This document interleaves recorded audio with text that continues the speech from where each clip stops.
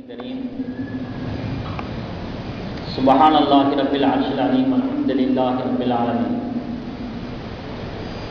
وقد قال الله تعالى في القرآن العظيم والفرقان المجيد: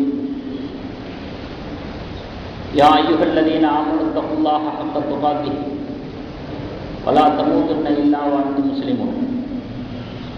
صدق الله العظيم.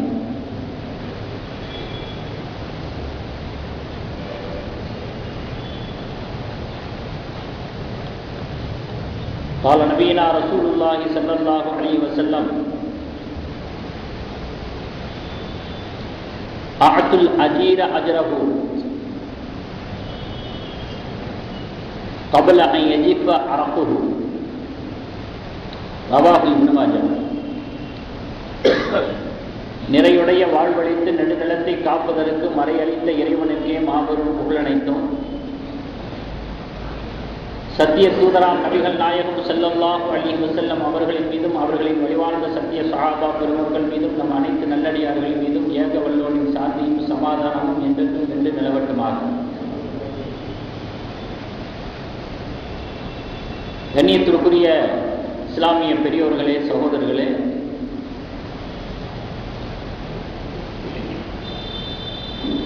அல்லாஹ் ஜல்ல ஜலாலஹு அவனுடைய அருள்மறையாம் திருமறை குர்ஆனிலே, யா அய்யுஹல்லதீன ஆமனூ, நம்பிக்கை கொண்டவர்களே, இத்தகுல்லாஹ், அல்லாஹ்வை அஞ்சிக் கொள்ளுங்கள், ஹக்க துகாத்திஹி, அஞ்ச வேண்டிய முறையில் அஞ்சிக் கொள்ளுங்கள் என்று சொல்கிறார். ஒரு மனிதனுடைய வாழ்க்கை இறையச்சம் கொண்டதாக இருக்க வேண்டும். இறைவனுக்கு பயந்த, அல்லாஹ்வை பயந்த ஒரு வாழ்க்கையை ஒவ்வொரு மனிதனும் வாழ கடமைப்பட்டிருக்கிறார். அந்த வாழ்க்கைக்கான ஒரு வழிகாட்டுதல் தான் இஸ்லாம் என்பது. இஸ்லாமிய மார்க்கம் மனித வாழ்க்கைக்கு வழிகாட்டுதலை தரக்கூடிய ஒரு மார்க்கம், ஒரு வாழ்க்கை நெறி. இஸ்லாமிய மார்க்கம் என்பது போற போக்கில் பேசிவிட்டு செல்லக்கூடிய ஒரு மார்க்கம் அல்லது, கவிதைகளையோ தத்துவங்களையோ கொண்டதல்லது. ஒரு கவலையான ஒரு சிந்தனையோடு, யதார்த்தமான ஒரு சிந்தனையோடு ஒரு மனிதனிடத்தில் பேசக்கூடிய ஒரு மார்க்கம் அது. பிற மதங்கள் எல்லாம் அதனுடைய வழிபாடுகளை வைத்து அறியப்படுகிறது. இந்த மதத்தில் இப்படிலாம் செய்வாங்க அப்படின்னு அவர்களுடைய வழிபாடுகளை கொண்டு தான் அதனுடைய மதங்கள் அறியப்படுகிறது. இஸ்லாத்தை பொறுத்தளவுல வெறும் வழிபாடுகளை கொண்டு மட்டுமல்ல, ஒரு மனிதன் தன்னுடைய வாழ்க்கையை எப்படி அமைத்துக் கொள்ள வேண்டும் என்கிற கோணத்திலே இஸ்லாம் என்ற ஒரு மார்க்கம் அறியப்படுகிறது. மற்ற மதங்கள்ல இல்லாத ஒரு ஸ்பெஷல் என்ன அப்படின்னு சொன்னா, இஸ்லாத்துல இஸ்லாம் கூறிய பிரகாரம் தன்னுடைய வாழ்க்கையை அமைத்துக் கொண்டால் வாழ்க்கையே வணக்கமாக அங்கீகரிக்கக்கூடிய ஒரு ஆஃபர் இருக்கிறது இஸ்லாத்தில். நம்முடைய வாழ்க்கை முழுவதையுமே இஸ்லாத்தினுடைய வழிகாட்டுதலின் பிரகாரம் அமைத்துக் கொண்டால் வாழ்க்கை முழுவதும் வணக்கமயமாகி போய்விட்டது என்பதாக எழுதுவதற்கு மலக்குகள் தயாராக இருக்கிறார்கள். நடை, உடை, பாவனை, குடும்ப வாழ்க்கை, சமூக வாழ்க்கை, குழந்தை வளர்ப்பு, எல்லாவற்றிலும் நீக்கமர நிறைந்திருக்கிறது இஸ்லாத்தினுடைய வழிகாட்டுதல். அதனுடைய அடிப்படையில் அமைத்துக் கொண்டால் அது வணக்கமாக அங்கீகரிக்கப்படுகிறது. ஆகையினால் தான் பெருமானார் ஸல்லல்லாஹு அலைஹி வஸல்லம் அவர்கள் தான் சொன்ன ஒவ்வொரு செய்தியையும் சொல்லையும் செய்து காட்டிவிட்டு சென்றார். சொல் வீரராக மட்டுமல்லாமல் செயல் வீரராக இருந்து வாழ்ந்து காட்டிவிட்டு சென்றார். சொன்னதை செய்தார்கள், செய்ததை சொன்னார்கள். சொன்னதை செய்த ஒரே தலைவர், முன்மாதிரியாக இருக்கக்கூடியவர் பெருமானார் ஸல்லல்லாஹு அலைஹி வஸல்லம் அவர்கள் மட்டும்தான். ஆகையினால் தான் அல்லாஹ் தஆலா அவர்களுடைய வாழ்க்கையை பாதுகாப்பதற்கான பொறுப்பை எடுத்துக்கொண்டார். குர்ஆனை பாதுகாக்கிறதுக்கு மட்டுமல்ல, நபி ஸல்லல்லாஹு அலைஹி வஸல்லம் வாழ்க்கை முழுவதையும் பாதுகாப்பதற்கான ஒரு உத்தரவாதத்தையும் அல்லாஹ் தஆலா அருள்மறை திருமறை குர்ஆனிலே வாக்களித்திருக்கிறார். இன்னா நஹ்னு நஸல்னா ஸிக்ர, நாம் தான் இந்த வேதத்தை இறக்கி வைத்தோம், இந்த கூற்றை இறக்கி வைத்தோம். வஇன்னா லஹு லஹாஃபிதுன், நாமே பாதுகாப்போம். குர்ஆனை பற்றி மட்டும் பேசக்கூடிய ஆயத் அல்ல அது. இன்க்ளூடிங் பெருமானார் ஸல்லல்லாஹு அலைஹி வஸல்லம் வாழ்க்கை வரலாறு வருகிறது. பெருமானார் ஸல்லல்லாஹு அலைஹி வஸல்லம் அவருடைய வாழ்க்கை வேறு, குர்ஆன் வேறு என்பதல்ல. ஆயிஷா ரலியல்லாஹு அன்ஹா அவர்களுடைய ஹதீஸ் அப்படி சொல்லவில்லை. குர்ஆன் தான் நபி ஸல்லல்லாஹு அலைஹி வஸல்லம் வாழ்க்கை, நபி ஸல்லல்லாஹு அலைஹி வஸல்லம் வாழ்க்கை தான் குர்ஆன் என்கிற ஒரு ஹதீஸ் நம்முடைய பார்வையிலே படுகிற பொழுது நபி ஸல்லல்லாஹு அலைஹி வஸல்லம் வாழ்க்கையை பாதுகாப்பதற்கான உத்தரவாதத்தை அல்லாஹ் தஆலா எடுத்துக்கொண்டார். கியாமத் நாள் வரை அவர்களுடைய வாழ்க்கையை பற்றி பேசப்படும், பாதுகாக்கப்படும், பதிவு செய்யப்படும், மக்களுக்கு மத்தியிலே நித்தம் நித்தம் ஒவ்வொரு நாளும் அறியப்பட்டுக் கொண்டே இருக்கும். எந்த ஒரு இடத்திலும் குறுகிய அளவிலே முடங்கி போகாது, வியாபித்து நிற்கும் என்பதுதான் இந்த வசனத்தினுடைய அர்த்தமாக இருக்கிறது. அல்லாஹ் இன்னொரு ஆயத்துல வரஃபஅனா லக ذிக்ரக, உம்முடைய கூற்றை நாம் உயர்த்தியே தீர்வோம் என்று அல்லாஹ் சொல்கிறார். உலகம் முழுவதும் உண்மை பற்றி பேசப்படும், உன்னுடைய புகழ் உச்சாரணம் செய்யப்படும் அப்படிங்கிறதை அல்லாஹ் தஆலா இன்னொரு வசனத்தில் தெளிவாக சொல்லி இருக்கிறானே. எந்த அளவுக்கு நபி ஸல்லல்லாஹு அலைஹி வஸல்லம் வாழ்க்கை பதிவு செய்யப்பட்டிருக்கிறது, பாதுகாக்கப்பட்டிருக்கிறது அப்படின்னு சொன்னா, நபி ஸல்லல்லாஹு அலைஹி வஸல்லம் அவர்களை பற்றிய ஹதீஸ்களை அறிவிக்கிறாங்க பாருங்க, செய்திகளை தெரிவிக்கிறாங்க பாருங்க. அந்த அறிவிப்பாளர்களுடைய வரலாறு கூட ஆதாரபூர்வமாக பாதுகாக்கப்பட்டிருக்கு. இப்ப எந்த அளவுக்கு பாருங்க, யாரெல்லாம் ஹதீஸ்களை அறிவிக்கிறார்களோ, ராவி என்பதாக சொல்லுவாங்க, அந்த ராவிகளுடைய அறிவிப்பாளர்களுடைய வரலாறு, வாழ்க்கை வரலாறு கூட பாதுகாக்கப்பட்டிருக்கு ஆதாரபூர்வமாக. ஒருத்தங்க ஹதீஸை அறிவிக்கிறாங்கன்னா அவங்க பேர் என்ன, அவங்களுடைய தகப்பனாருடைய பேர் என்ன, எந்த வருஷத்துல எந்த மாதத்துல என்றைய தினம் அவர் பிறந்தாங்க, ஆரம்ப கல்வி யாரிடத்துல கற்றாங்க,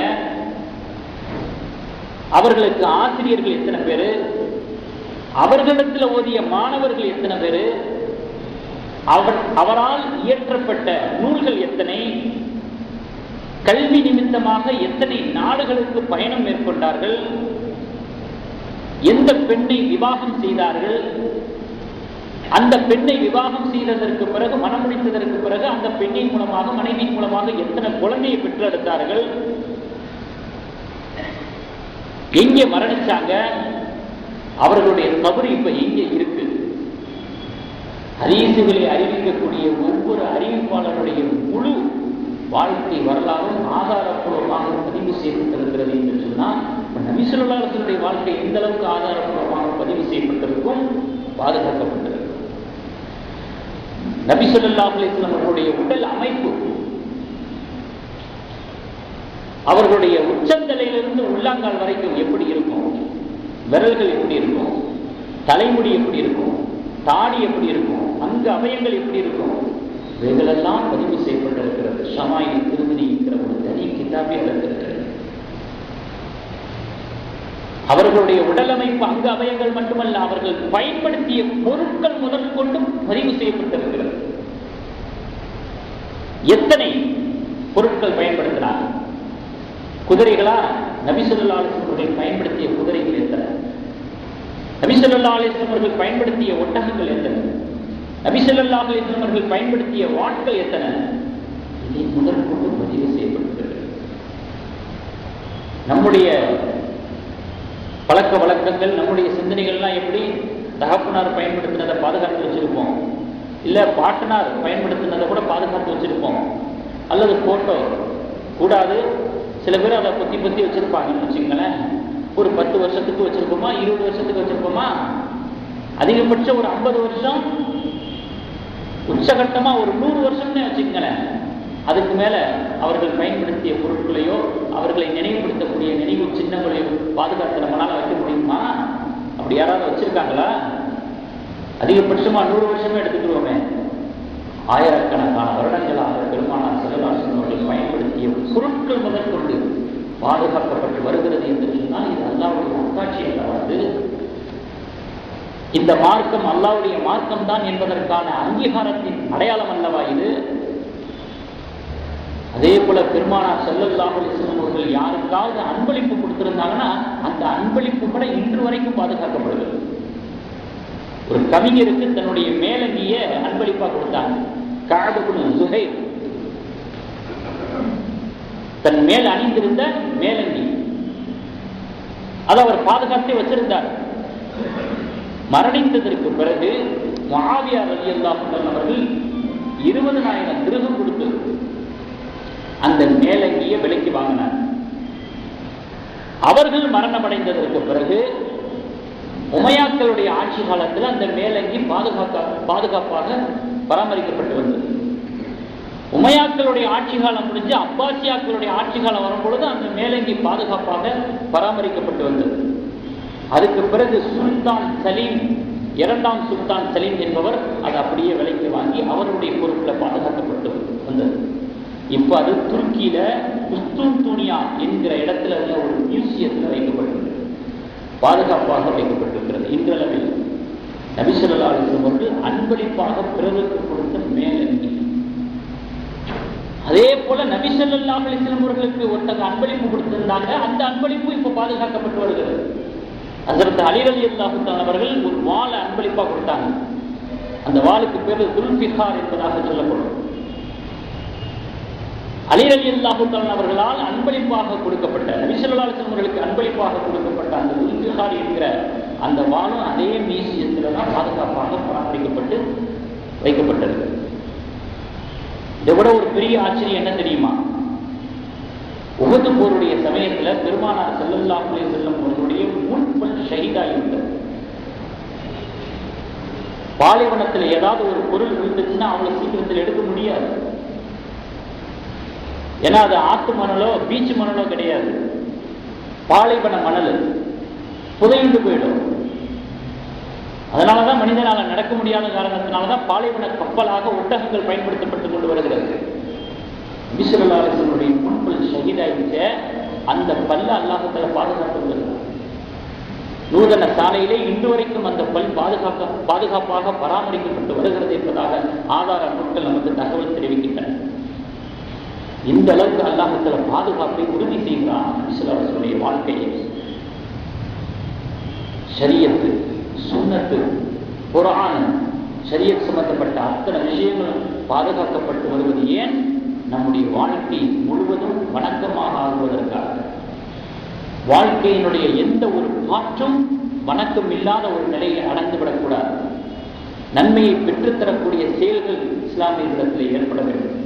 சிந்தனைகளாக இருந்தாலும் சரி, நடவடிக்கைகளாக இருந்தாலும் சரி, நம்பிக்கைகளாக இருந்தாலும் சரி, பழக்க வழக்கங்களாக இருந்தாலும் சரி, அனுகூலங்களாக இருந்தாலும் சரி, எல்லாமே இஸ்லாத்தினுடைய வழிகாட்டுதலின்படி அமைந்து வாழ்க்கையே வணக்கமாக ஆக வேண்டும் என்பதற்காக வேண்டி நபி ஸல்லல்லாஹு அலைஹி வஸல்லம் வாழ்க்கை பாதுகாக்கப்பட்டு வருகிறது. யாரின் மூலமாக? சஹாபாக்களின் மூலமாக. நபியினுடைய வாழ்க்கை யாரிடத்திலே பதிவிறக்கம் செய்யப்படுகிறது? அடுத்தபடியாக சஹாபாக்களிடத்திலே பதிவிறக்கம் செய்யப்படுகிறது. அவர்கள் உள்வாங்கிக் கொள்கிறார். நபி ஸல்லல்லாஹு அலைஹி வஸல்லம் அவர்கள் தன்னுடைய பாசறையில் வைத்து சஹாபாக்களை தர்பீத் செய்கிறார், பக்குவப்படுத்துகிறார். எந்த அளவுக்கு அப்படின்னு சொன்னா, சஹாபாக்கள் ஒருவர் மற்றவரிடத்திலே எப்படி நடந்து கொள்கிறார்கள் என்பதை கண்காணித்து வந்தார்கள், கவனித்துக் கொண்டு வந்தார்கள். அதிலே கோளாறு ஏற்படுகிற பொழுது உடனே அந்த குறையை சரி செய்கிறார்கள். சந்தைக்கு போனாங்க, பேரித்தம்பழ வியாபாரம் பண்ணிக்கிட்டு இருந்தாங்க.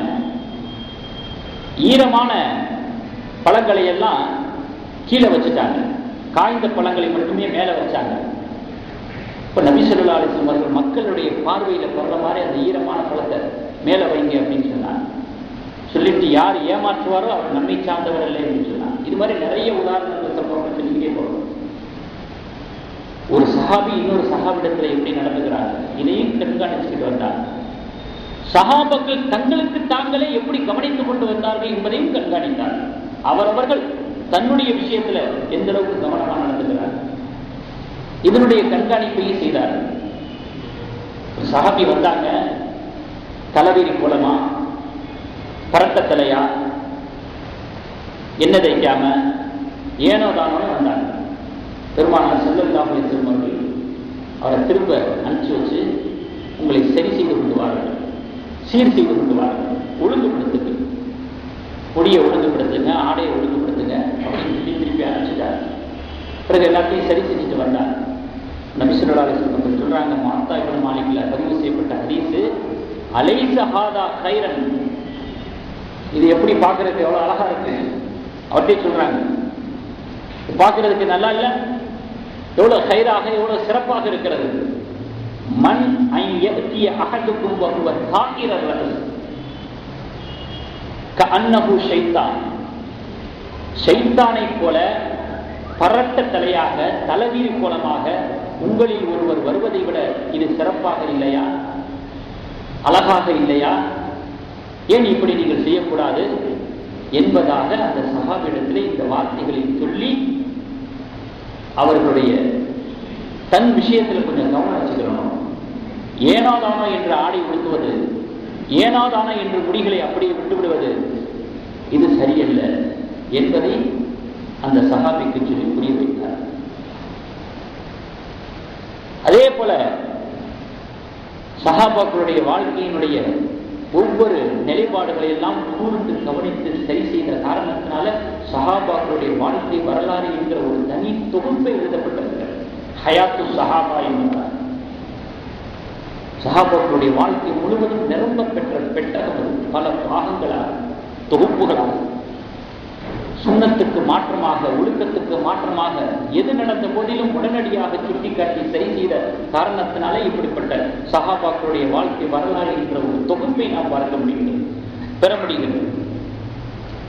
மட்டுமின்றி பெருமானார் ஸல்லல்லாஹு அலைஹி வஸல்லம் அவர்கள் ஒரு தாயார் தன்னுடைய குழந்தையிடத்துல எப்படி பழகணும், எப்படி பேசணும், அதையும் கூட சொல்லிக் கொடுத்திருக்கோம். குழந்தை வளர்ப்பு எவ்வளவு பெரிய விஷயம். முடிய சரி செய்யணும், முடிய ஒழுங்குபடுத்தணுங்கிறத கூட சொல்லக்கூடிய நபி ஸல்லல்லாஹு அலைஹி வஸல்லம் சொல்ல மாட்டாங்களா? முடிய வெட்டுறதும் வளர்க்கிறதும் கூட நம்ம இஷ்டத்துல இருக்கக்கூடாது, நம்ம நினைச்ச மாதிரி இருக்கக்கூடாது. நபி ஸல்லல்லாஹு அலைஹி வஸல்லம் நினைத்தது போல இருக்கணும், இஸ்லாமுக்குரிய பிரகாரம் இருக்கணும். ஏன் இஷ்டத்துக்கு முடிய வளர்ப்பேன், ஏன் இஷ்டத்துக்கு முடிய வெட்டுவேன் அப்படிங்கிறது கிடையாது. அது கூட அதில் கூட இஸ்லாத்தினுடைய வழிகாட்டுதல். யார் யாரையெல்லாம் பார்த்து அதே மாதிரி நம்ம முடிய வச்சுக்கிறோம், ஒரு முஃமினுக்கு அது அழகல்ல. அப்படி இருக்கும் பொழுது ஒரு குழந்தை வளர்ப்பு விஷயத்துல எந்த அளவுக்கு கூடுதல் அக்கறையோட நபி ஸல்லல்லாஹு அலைஹி வஸல்லம் அவர்கள் கவனம் செலுத்தியிருப்பார். ஒரு தாயார் தன்னுடைய குழந்தையை பார்த்துட்டு கையில எதையோ வச்சிருக்கிறாங்க, வா உனக்கு தர்றேன் அப்படின்னு சொல்றாங்க. பக்கத்துல இருந்து கவனித்துக் கொண்டிருந்த பெருமானார் ஸல்லல்லாஹு அலைஹி வஸல்லம் அவர்கள் தாயாரிடத்துல கேட்கிறாங்க, மா துஅதீனஹு, அந்த குழந்தைக்கு கொடுக்கறதுக்கு கையில என்ன வச்சிருக்கிறீங்க? தாயார் சொல்றாங்க, தமரன், தம்ரன், பேரித்தம்பளை, ஈத்தம்பளை வச்சிருக்கிறேன் அப்படின்னு. அடுத்து நபி ஸல்லல்லாஹு அலைஹி வஸல்லம் அவர்கள் சொல்றாங்க, இன்னக்கி லவ் லம் தஃஅலி குதிபத் அலைகி கின்பத்து. அப்படி கையில எதுவுமே இல்லாம சும்மா உங்க குழந்தையை அழைச்சிருந்தீங்கன்னா பொய் சொல்லிய குற்றம் உங்களின் மீது எழுதப்பட்டிருக்கும் என்று பெருமானார் ஸல்லல்லாஹு அலைஹி வஸல்லம் சொன்னார். இதிலிருந்து என்ன தெரிய வருகிறது? குழந்தை தானே அது, நாம் பெற்ற குழந்தை தானே, வீட்டுக்குள்ள தானே என்று எனக்கு என்னன்னு பேசுவதற்கு அனுமதி மறுக்கப்படுகிறது. பொய்னா என்ன அப்படிங்கிறத உங்க குழந்தையிடத்துல நீங்க சொல்லிக் கொடுத்த ஒரு குற்றத்துக்கு ஆளாகிடுவீங்க. ஏமாத்துறதுனா என்ன, பொய் சொல்றதுனா என்ன பதிவாயிடுச்சா பிஞ்சு மனசுல, உங்களுக்கு பாவத்தினுடைய பட்டியலில் நீங்க இடம். எந்த அளவுக்கு பெருமானார் ஸல்லல்லாஹு அலைஹி வஸல்லம் அவர்கள் குழந்தை வளர்ப்பினுடைய விஷயத்துல சொல்லி தருகிறார். இதே மாதிரி எதையும் விட்டு வைக்கல, எல்லாத்திலையும் வழிகாட்டுதல் இருக்கிறது. கூலி தொழிலாளர்களிடத்துல முதலாளிகள் எப்படி நடந்து கொள்ள வேண்டும் அதையும் பெருமானார் ஸல்லல்லாஹு அலைஹி வஸல்லம் அவர்கள் சொல்லியிருக்கிறார். இப்னு மாஜாவில் பதிவு செய்யப்பட்ட ஹதீஸ், அப்துல்லா இப்னு உமர் ரலியல்லாஹு தஆலா அன்ஹுமா அவங்க ஹதீஸ் அறிவிக்கிறாங்க, கால ரசூலுல்லாஹி ஸல்லல்லாஹு அலைஹி வஸல்லம், நபி ஸல்லல்லாஹு அலைஹி வஸல்லம் சொன்னாங்க, அஅதுல் அஜீர அஜ்ரஹு, கூலியாளிக்கு தொழிலாளிக்கு அவருடைய கூலியை கொடுத்து விடுங்கள். கபல அன் யஜிஃப அரஃபுஹு, அவருடைய வியர்வை உணர்வதற்கு முன்பாக. பேசிய ஒப்பந்தத்தின்படி, பேசிய உடன்படிக்கையின்படி எப்போ தன்னுடைய உழைப்பை உங்களுக்கு கொடுத்துட்டாரோ அந்த ஊதியத்திற்கு பாக்கியதை உள்ளவராக, ஹக்குள்ளவராக அவர் ஆகிறார். அவருடைய பணங்களுக்கு இருக்கு, அவருடைய உரிமையோட சம்பந்தப்பட்ட ஊதியம் உங்களுக்கு இருக்கு, கொடுத்துருங்க. வியர்வை உலர்வதற்கு முன்பாக ஊதியத்தை கொடுத்து விடுது. அதே நேரத்தில் முதலாளிகளிடத்தில் தொழிலாளர்கள் விசுவாசமாக நடந்து கொள்ள வேண்டும் என்ற அறிவுரையும் இதே ஹதீஸிலேயே இருக்கிறது. வேறொரு ஹதீஸை தேடி போக வேண்டிய அவசியம் கூட இல்லை, இதே ஹதீஸிலே கூட இருக்கிறது. வியர்வை உலர்வதற்கு முன்பாக ஊதியத்தை கொடுத்து விடுங்கள் என்று முதலாளிகளை பார்த்து பெருமானார் ஸல்லல்லாஹு அலைஹி வஸல்லம் சொல்றாங்க. அப்ப வேர்க்கிற அளவுக்கு உழைச்சு கொடுக்கணும் தொழிலாளிகள். சட்ட கசங்காம, மேல் வலிக்காம, அந்த மாதிரியான ஒரு அடிப்படையில் இருக்கும்போது செய்யறது, இல்லாத போது நேரத்தை பாஸ் பண்றது, இப்படி எல்லாம் இருக்காம விசுவாசமாக உழைச்சு கொடுங்க என்கிற தொழிலாளிகளுக்கான ஒரு அறிவுரையும் முதலாளிகளுக்கான அறிவுரையும் இந்த இரண்டையும் ஒருங்கே பெற்ற ஒரு ஹதீஸை பெருமானார் ஸல்லல்லாஹு அலைஹி வஸல்லம் விட்டு சென்றிருக்கிறார். கால்நடைகள் பிற உயிரினங்களின் மீது கூட கரிசனம் காட்ட சொல்லி பெருமானார் ஸல்லல்லாஹு அலைஹி வஸல்லம் சொல்லியிருக்கிறார். அவர்களுடைய வழிகாட்டுதலை நாம் பெற்றிருக்கிறோம். ஒரு ஹதீஸ் அபூ தாவூத் ஷரீஃபில் பதிவு செய்யப்பட்டிருக்கிறது. லா தத்தஹிது ஸுஹூர தவாபிக்கும் மனாபிர, உங்களுடைய வாகனங்களுடைய முதுகை, வாகனங்களாக நீங்கள் பயன்படுத்தக்கூடிய பிராணிகளுடைய முதுகையும் மெம்பர்களாக ஆக்கிக் கொள்ளாதீர்கள். இந்த மெம்பர்ல ரொம்ப நேரம் உட்கார்ந்தா அந்த மெம்பருக்கு வலிக்குமா, வேதனையா இருக்குமா? இது மாதிரி நினைச்சிடாதீங்க. அது ஒரு வீடு. மெம்பர்களாக ஆக்கிறாதீங்க, மேடைகளாக ஆக்கிறாதீங்க, நாற்காலி ஸ்டூல் மாதிரி ஆக்கிறாதீங்க. அப்ப அந்த நாற்காலி ஸ்டூல் இல்லை, அதனால மெம்பர்னு சொன்னாங்க. தேவையில்லாம அதனுடைய முதுகுல பாரத்தை சுமத்தாட்டாதீர்கள். ஏன் தெரியுமா? பைன்னல்லாஹ இன்னமா சக்கரஹா லகும். அதை எதுக்கு அல்லாஹ் உங்களுக்கு கொடுத்திருக்கிறான்? உங்களுக்கு அல்லாஹ் வசப்படுத்தி கொடுத்தது எதற்காக வேண்டி என்று சொன்னால், லிதுபல்லிககும் இலா பலதின் லம் தகூனு பாலிகிஹி இல்லா பிஷத்தில் அன்ஃபுஸ். ஒரு ஊருக்கு போகணும்னு நினைக்கிறீங்க, நீண்ட நெடிய சிரமத்தை எடுத்துக்கொள்ளணும், மிகப்பெரிய ஒரு கஷ்டத்தை தாங்கிக்கணும், அப்பதான் ஒரு ஊருக்கு போக முடியுங்கிற ஒரு நிலையில உங்களுடைய கஷ்டத்தை குறைப்பதற்கும் தவிர்ப்பதற்கும் கொடுக்கப்பட்ட ஒரு வாகனம் தான் அது. அப்ப அது வாகனமாக மட்டும்தான் அதை பயன்படுத்தணும், தேவைக்கு மட்டும்தான் பயன்படுத்தணும். தேவையில்லாத, காரணம் இல்லாத ஒரு பலுவை, ஒரு சுமையை அதற்கு நீங்கள் கொடுத்து சும்மா உட்காந்து டைம் பாஸுக்கு பேசிக்கிட்டு இருப்போமே, ஸ்டூல்ல உட்காந்தா, நாற்காலியில உட்காந்தா, மேஜையில உட்காந்தா, இதுல உட்காந்தா அதுக்கு வழி தெரியாது. அது மாதிரி நினைச்சு அதை வேதனைப்படுத்திடாது.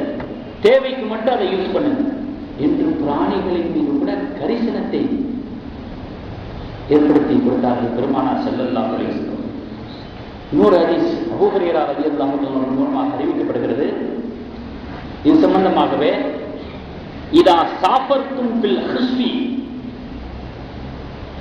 செழிப்பான நிலப்பகுதிகளிலே வாகனங்களில் நீங்கள் சென்றால், போற இடங்கள்ல நிலங்கள் எல்லாம் செழிப்பா இருக்குது, பசுமையா இருக்குது. அந்த மாதிரி ஒரு சமயத்துல அந்த வாகனங்கள் மேய்வதற்கு அவகாசம் கொடுங்க. புற்புண்டுகள்லாம் முளைச்சு போய் பசுமையா செழிப்பா இருக்குது, அது மேய்ச்சிட்டு போட்டோம், வயிற்ற நிறைச்சிட்டு போட்டோம், உங்களுக்கு தானே வாகனமா பயன்படுது, அவகாசம் கொடுங்க, நேரம் கொடுங்க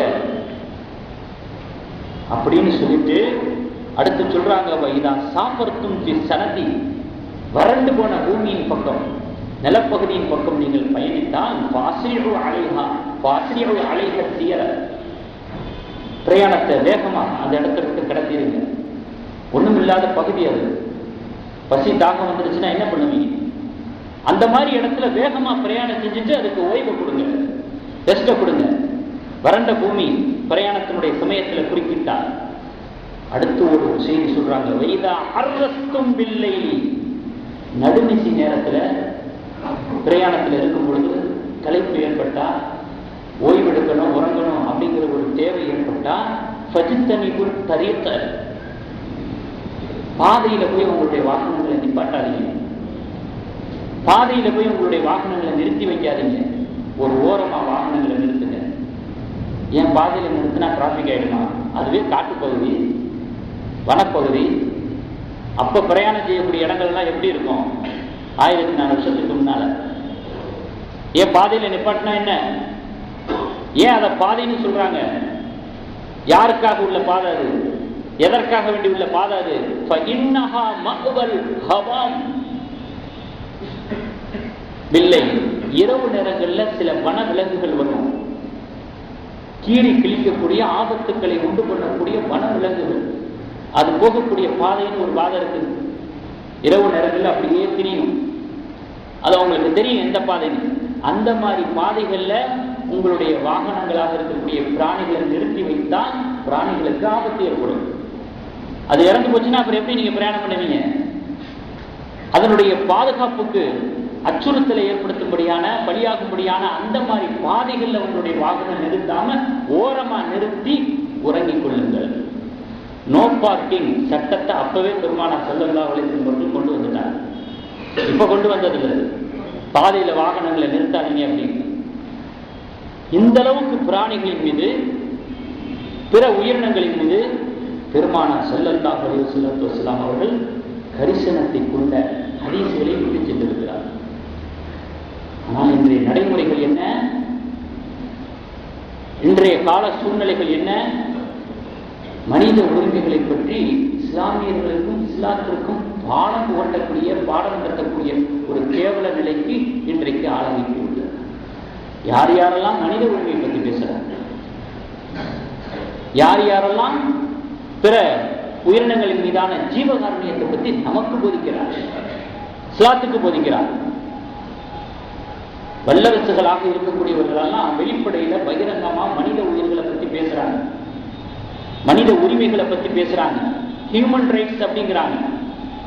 திரைமறைகளை பார்த்தா வேறொரு பக்கத்துல பார்த்தா மனிதர்களை கொத்து கொத்தாக கொல்லுவதற்கு ரசாயன ஆயுதங்களை தயார் பண்றாங்க, விற்பனை செய்யறாங்க, விநியோகம் செய்யறாங்க, பயன்படுத்தி பார்க்கிறாங்க. அவங்களுடைய சோதனை ஓட்டத்துக்கு பல உயிர்கள் பலியாகிறத பத்தி கூட கவலைப்படல. இவங்க ஹியூமன் ரைட்ஸ் பத்தி பேசுறாங்க. தனக்கு பிடிக்காத ஒரு நாடு என்று வந்துவிட்டால் அந்த நாட்டை குறி வைக்கிறாங்க, மார்க் பண்றாங்க. அந்த நாட்டினுடைய ஆட்சியாளர்கள் அகற்றுவது எப்படி, மக்களை நாசப்படுத்துறது எப்படி, பொருளாதார தடை என்கிற பெயரிலே அந்த நாட்டை தனிமைப்படுத்தி துண்டாடுவது எப்படி, சுடுகாடாக ஆக்குவது எப்படி, சவக்குழி தோண்டுவது எப்படி என்பதை பற்றி சிந்திக்கக்கூடியவர்கள், பேசக்கூடியவர்கள், நடக்கக்கூடியவர்கள் ஹியூமன் ரைட்ஸை பற்றி பேசுறாங்க. இதுதான் வல்லரசுகளுடைய நிலை. பல நாடுகள்ல புரட்சிகள் நடந்திருக்குது. பல தலைவர்கள் புரட்சிகள் செய்திருக்கிறாங்க. ராணுவ பலத்தை வச்சு செஞ்சிருக்கிறாங்க, பண பலத்தை வச்சு செஞ்சிருக்கிறாங்க, அதிகார பலத்தை வச்சு செஞ்சிருக்கிறாங்க, ஆயுத பலத்தை வச்சு செஞ்சிருக்கிறாங்க. அவர்களுடைய புரட்சிக்கு பிறகு வெற்றியும் கூட கிடைச்சிருக்கு. அந்த வெற்றிக்கு பின்னணியிலே எத்தனை லட்சோபலட்ச கோடிக்கணக்கான மக்களுடைய உயிர்கள் வெளி போயிருக்கிறது தெரியுமா? பலியாகி இருக்கிறது தெரியுமா? அதை பற்றி அவர்கள் கவலைப்படுவதில்லை. வரலாற்று நிகழ்வுகள் கூட உதாரணங்களாக சொல்லலாம். ஹிஜ்ரி 600வது ஆண்டுகளிலே தாத்தாரியாக்களுடைய தலைவனாக இருக்கக்கூடிய ஜங்கிஸ்கான் பல நாடுகளில் வெற்றி பெற்றார், புரட்சிகள் செய்து போராடி. அதனுடைய விலை 3 கோடி முஸ்லிம்கள் கொல்லப்பட்டார். 3 கோடி முஸ்லிம்கள். ஆப்பிரிக்கா கண்டத்தில் முஸ்லிம் நாடுகள்ல பிரான்சுக்காரர்கள் போர் செய்தார்கள், புரட்சி செய்தார்கள். 25 லட்சம் உயிர்கள் பலியான. ரஷ்யாவில் கம்யூனிஸ்டவாதிகள் புரட்சி செய்தார்கள். அதற்கான விலை, அதற்கான பலி 40 லட்சம் உயிர்கள். இந்தியா பாகிஸ்தான் பிரிவினை ஏற்படக்கூடிய சமயத்திலே, நம்ம நாட்டு நிலவரம், இந்தியா பாகிஸ்தான் பிரிவினை ஏற்படக்கூடிய சமயத்திலே பல லட்சம் மக்கள், பல லட்சம் உயிர்கள் பலியாகி போனோம். இப்படித்தான் இவர்களுடைய வரலாறு நாரி போய் கிடக்கிறது. ஹியூமன் ரைட்ஸை பற்றி பேசுவதற்கு அருகதை இல்லாதவர்கள், தகுதி இல்லாதவர்கள் என்றும் வரலாறு பேசுகிறது. பெருமானார் ஸல்லல்லாஹு அலைஹி வஸல்லம் அவர்கள் வாழ்ந்த தங்களுடைய காலத்திலே 23 வருட காலம் இஸ்லாத்தை எதிர்த்தவர்களோடு போராடினார். வலிய சண்டைக்கு போகவில்லை, வீண் சண்டைக்கு போகவில்லை. வீண் சண்டைக்கு போக தெரியாது இஸ்லாமியர்களுக்கு. பெருமானார் ஸல்லல்லாஹு அலைஹி வஸல்லம் அவர்கள் இஸ்லாத்தை எதிர்த்தவர்களோடு தான் போர் செய்தார்கள். அந்த 23 வருட மொத்த வருட காலங்களிலே எதிர்களுடைய உயிர்கள் எவ்வளவு பலியானது தெரியுமா? வெறும் 1062 தான். ஆனால் இஸ்லாத்தை தழுவியவர்கள், இஸ்லாத்தை தன்னுடைய உள்ளத்திற்குள் உள்வாங்கியவர்கள் லட்சோபலட்சம். வீழ்த்தியவர்களுடைய எண்ணிக்கை பலியான எண்ணிக்கை 1062. இஸ்லாத்தை ஏற்றவர்களுடைய எண்ணிக்கை லட்சோப லட்சம். இதற்கிடையிலே பணபலத்தை பயன்படுத்தவில்லை, அதிகார பலத்தை பயன்படுத்தவில்லை, ஆயுத பலங்கள் கிடையாது, மட்டும் உண்டான எந்த மிரட்டல்களும் உருட்டல்களும் கிடையாது. தங்களுடைய குணாதிசயங்களை முன்வைத்தார்கள், தங்களுடைய பண்புகளை முன்வைத்தார்கள், இறை வசனங்களை முன்வைத்தார்கள்.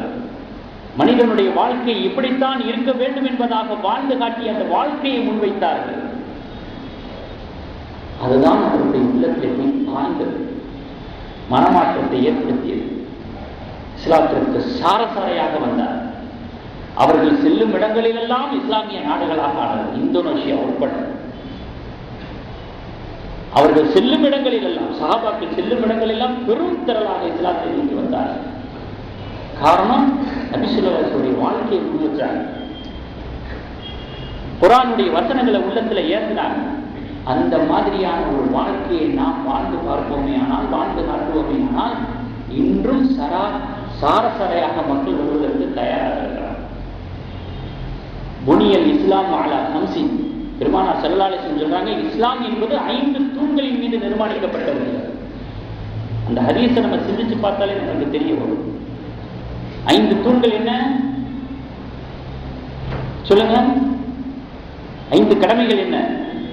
முதலாவது கலிமா, இரண்டாவது, மூணாவது, நாலாவது, அஞ்சாவது ஹஜ்.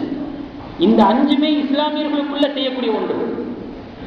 கலிமா நம்ம லா இலாஹ இல்லல்லாஹ் சொல்லிக்கிறோம், தொழுகை அது முஸ்லிம்களோட சம்பந்தப்பட்டது, நோன்பு அதை நம்ம வச்சுக்கிறது, ஜக்காத் அது முஸ்லிம்களுக்கு தான் கொடுக்கணும், ஹஜ் அது முஸ்லிம்கள் தான் செய்ய முடியும். இப்படிப்பட்ட விஷயங்களை 5 தூண்களாக காட்டுகிறது இஸ்லாம். ஏன் தெரியுமா? இந்த தூணை நீங்க வலுவாக்குனாலே போதும், நம்முடைய குணங்கள் வெளியே தெரிய ஆரம்பிக்கும், நம்முடைய நடத்தைகள் வெளியே தெரிய ஆரம்பிக்கும், நம்முடைய நல்லொழுக்கம் மேலோங்க ஆரம்பிக்கும். அதுதான் கூடாரமாக அமையும். வெறும் தூண்ட இது. இந்த 5 கடமைகளையும் நபி ஸல்லல்லாஹு அலைஹி வஸல்லம் தூணாக காட்டுகிறார். இந்த 5 தூண்களை நாம் சரியாக, உறுதியாக, ஸ்ட்ராங்காக போட்டுட்டோம்னு வச்சுக்கோங்க, நம்ம வாழ்க்கையில நம்முடைய வாழ்க்கை எப்படிப்பட்டதுங்கிறது வெளியே தெரிய ஆரம்பிக்கும். நம்முடைய குணங்கள் என்ன, நம்முடைய கேரக்டர் என்ன, நம்முடைய கொள்கை என்ன, நம்முடைய நம்பிக்கை என்ன, நம்முடைய சிந்தனைகள் என்ன, நம்முடைய அணுகுமுறைகள் என்ன அப்படிங்கிறதெல்லாம் வெளியே தெரிய ஆரம்பிச்சு அது கூடாரமாக ஆகிப்போம், மேல படர்ந்து விரிந்து போய் நிற்கும். அதுக்கு பிறகு எல்லாம் என்ன ஒரு மாதிரியா இருக்கு உள்ள வர ஆரம்பிப்பாங்க. இந்த தூண்களை கூடாரமாக ஆக்குறது நம்முடைய அஹ்லாக், நம்முடைய நல்லொழுக்கம், நாம் வாழ்ந்து காட்டக்கூடிய நபி ஸல்லல்லாஹு அலைஹி வஸல்லம் வாழ்க்கை. இதுதான் மேலோங்கி கூடாரமாக்கி காட்டும். அப்படிப்பட்ட ஒரு வாழ்க்கையை வாழ்வதற்கான ஒரு ஆர்வத்தை நமக்குள் ஏற்படுத்திக் கொள்ள வேண்டும் சொன்னால், உலகம் முழுவதும் இஸ்லாம் பரவுவதற்கு அது ஒரு காரணமாக இருக்கும். ஆகையினால் தான் ஒரு மனிதனுடைய, ஒரு முஃமினுடைய வாழ்க்கையே வணக்கமாக ஆகுவதற்கு என்னென்ன வழிகள் என்பதாக பெருமானார் ஸல்லல்லாஹு அலைஹி வஸல்லம் சொல்லாத செய்தி எதுவுமே கிடையாது, விட்டு செல்லாத வழிகள் எதுவுமே கிடையாது. இந்த சமுதாயத்தை அனாதைகளாக விட்டு செல்லவில்லை, எத்தீம்களாக விட்டு செல்லவில்லை, அரவணைத்து சென்று அவர்கள் இறைவனை அடைந்திருக்கிறார். இந்த விஷயத்தில் எனக்கு விளக்கம் இல்லை, இந்த விஷயத்தில் எனக்கு வழிகாட்டுதல் இல்லை, இந்த விஷயத்தில் எனக்கு புரிதல் இல்லை அப்படிங்கிறதாக எந்த ஒரு செய்தியும் முன்னால் வைக்க முடியாது. இதெல்லாம் எதுக்கு அப்படின்னு சொன்னா, வாழ்க்கை முழுவதும் வணக்கமாக ஆகுவதற்கான உபாதைகளை ஏற்படுத்தி பெருமானார் ஸல்லல்லாஹு அலைஹி வஸல்லம் சென்றிருக்கிறார்கள். அல்லாஹ் அதனுடைய ஒரு தோரணையில பெருமானார் ஸல்லல்லாஹு அலைஹி வஸல்லம் அனுப்பிவிட்டு அவர்களுக்கு வேதத்தை இறக்கி வைத்தான்.